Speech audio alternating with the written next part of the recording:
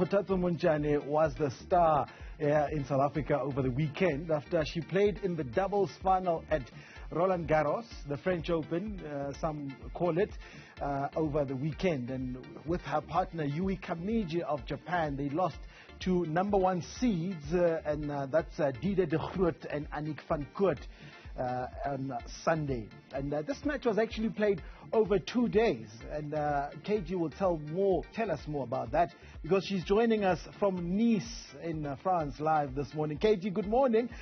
Firstly, I actually personally have always wanted to know how it works in the doubles, because you played with a Japanese partner, Yui. How does that work? Because I mean, if you're from the same country, I understand you train together and all of that, but where do you get the time to be together, practice together and all of that? Good morning to you and to the viewers. Honestly, you don't really have time to work on it. And for me and you, it's for the first time we actually tried it out. And I think it's just instinct, you know, having to trust someone that has your back. I think it's all about it for me and you, because we never even tried before. This is our first time we decided to play doubles together. And you're right, if you're from the same country, then you've got an opportunity to work on that. So for us, it was just, you know, taking a chance to see if playing together would work. Because I normally play with different players, but I think I play a lot with Lucy Sugar from the UK and Dana Matheson from the US. But this time we just thought, let's try and see what would work. And we just found that our game style complement each other. And I think this is how far we pushed. It was close. And it hurts that we couldn't finish it because of how close it was. But other than that, we're looking forward to keep playing more together and see how where this partnership goes. And yet another Grand Slam for you. You're getting used to it now, KG, I'm sure. You played at Wimbledon last year, and you went all the way to the deciding match. You now went to the deciding match in the doubles at the French Open this year. How was it compared to the first time when you played at a Grand Slam?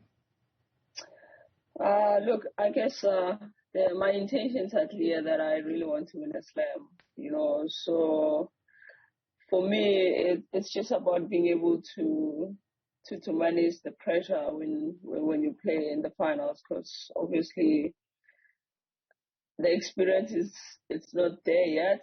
Yeah, I've been to a couple of doubles finals, but the experience is not yet. Mostly when you play with someone like you who've been to a lot of finals, who have won, you know, a lot of titles.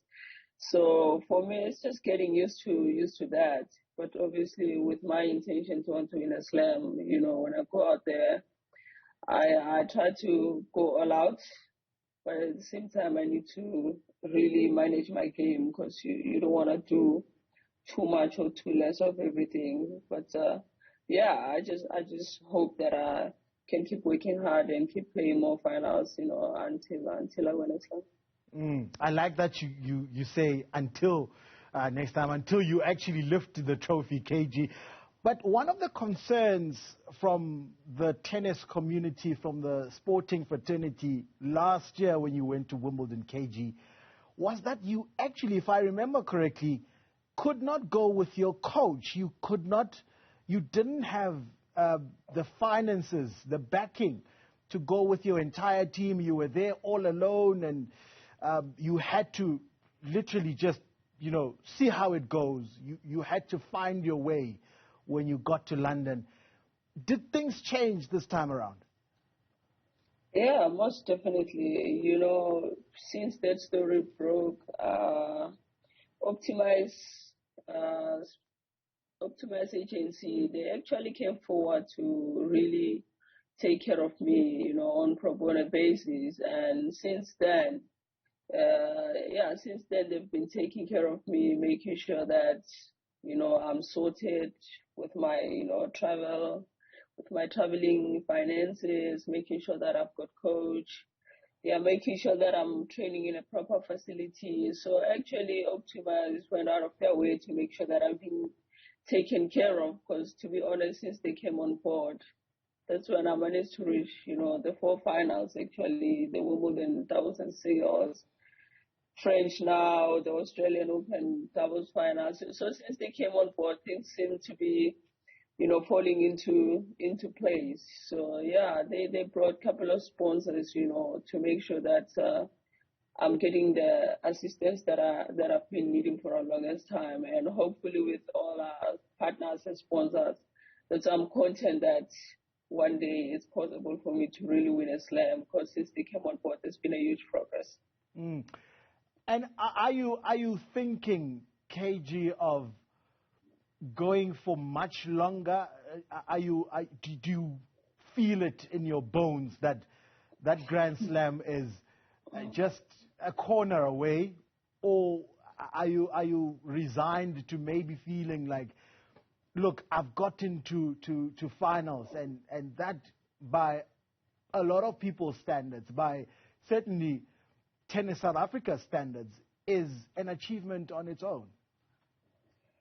Look, I feel like it's possible. I feel like it's doable. So that's the feeling I'm gonna follow. Honestly, I don't play according to other people's standards, because when I was suffering, not most of those people were there for me. You know what I'm saying? So it's just for me that I want to do it for myself. You know what I'm saying? So I'm just gonna follow that feeling, because I see a possibility and I feel it's possible for me to do it. So it's not even about how long will I still be around, So I just feel like it's possible. It can happen anytime from now, and when it happens, that's a goal achieved for me. What happens from there, it's up to me to decide if I want to keep playing longer or I want to stop. But for me, I will just follow that feeling of seeing a possibility in winning a Grand Slam.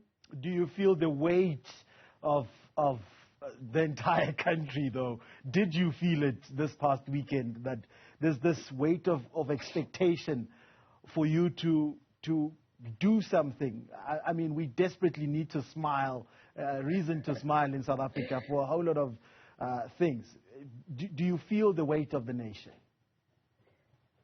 Honestly, no, I don't.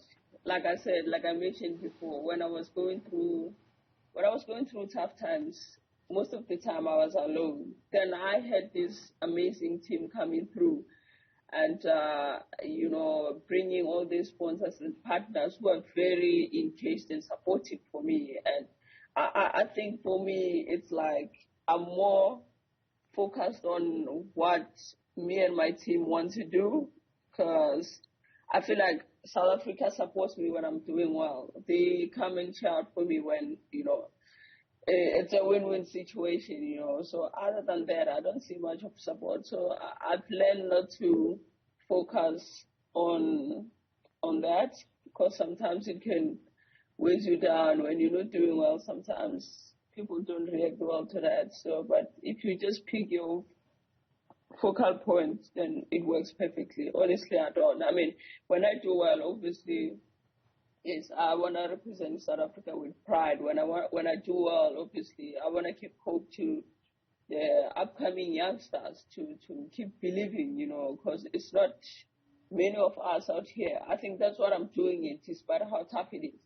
Because I just want to see more of us, South Africans, Africans, coming out doing this thing, because it's not a lot of us. So for me, I think I'm just all about that, giving hope. But honestly, I don't feel too much pressure of having to impress the whole nation, But when I do well, I'm happy to share that with them. Mm. To the tournament itself, KG, you played really well. You played fantastic tennis, obviously, with your partner. To be able to get to the final, you have to play pretty okay. Did you, at any point, know that it is gone? I mean, I said at the beginning, it was played over 2 days. There was rain involved. But did you know overnight on Saturday that, look, I've done my best, but it sadly can't be, it's not going to be enough? Look, no. It's not how it felt. Like, the thing is, we play a 10-point tiebreak on the final set, and that's like penalties for soccer. In your head, you know it could go either way because it's a tiebreak. You know what I'm saying? But at the same time, you thinking, because it's a tiebreak, I don't want to give out too much. I don't want to give out a lot of free points. I need to keep it tight. That's why it was close. It was like 10-8. You know what I'm saying? So every point did matter. So that's what I knew in my mind, that it could go either way, simply because it's a tiebreaker. It's not the same when it's a full set. When it's a full set, yes, you are able to tell that, yeah, this is how it will go. But with a 10-point tiebreaker, to be honest, I knew it would go either way, and I think the score says it all, how close it was. It could have went either way. We were leading in that tiebreaker at some point, and they came back, and yeah, it is what it is. It hurts that we didn't win because it was close, but when we played 10-point tiebreaker, we just know that it could go either way. Let's talk Wimbledon. KG, it's coming up in not so long from now. Are you going? Plans? What's happening with your preparations? Yeah, I mean, obviously I'm still playing my last play tournament, and after that, yeah, we jump straight into class. Preparations will start. I will play one tournament before Wimbledon, and I will have another good 10 days to train before Wimbledon. I am going despite, no points. Sure, you had the whole stories that no points will be awarded. So it's a bummer for me because I was going to be defending quite a lot of points. So if you can't defend and you can't get, it's a bummer. But it's Wimbledon after all, So I will be going to give it my best, hoping to do better again. So yeah, just looking forward to it. So from the 21st of June, yeah, I should be in the UK. Yeah. All right. KG, let me thank you so much for your time from Nice in France this morning. Happy belated birthday to you. I don't know how it is to celebrate your birthday in Paris. I think it was on the 3rd, am I correct? Yeah. No, I don't know how it was to celebrate your birthday on Koot, so. But it is what it is. Thank you so much. Thank you so much. Always a sport. Kgothatso Montjane hoisting the South African flag up high in France, taking part in the French Open, Roland Garros, in the final this past weekend.